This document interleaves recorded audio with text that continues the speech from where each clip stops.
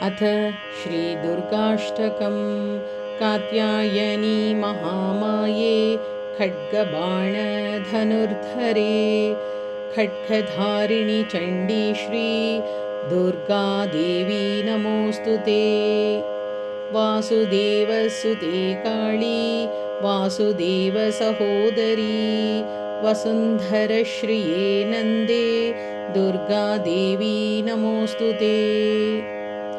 योगनिद्रे महानिद्रे योगमाये महेश्वरी योगसिद्धिकरी शुद्धे दुर्गा देवी नमोऽस्तु ते। शङ्खचक्रगदापाणे शार्ङ्गद्यायुधबाहवे पीताम्बरधरे धन्ये दुर्गा देवी नमोऽस्तु ते। ऋग्यजुस्सामाथर्वाणश्चतुष्सामन्तलोकिनी ब्रह्मस्वरूपिणी ब्राह्मी दुर्गा देवी नमोऽस्तु ते।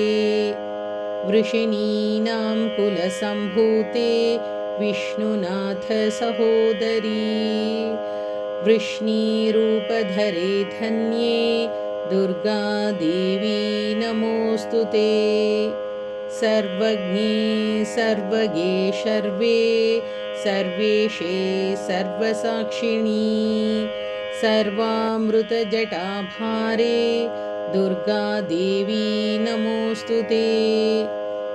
अष्टबाहु महासत्त्वे अष्टमी नवमी प्रिये अट्टहासप्रिये भद्रे दुर्गा देवी नमोऽस्तु ते। दुर्गाष्टकमिदं पुण्यं भक्तितो यः पठेन्नरः सर्वकाममवाप्नोति दुर्गालोकं स गच्छति। इति श्रीदुर्गाष्टकं स्तोत्रं सम्पूर्णम्।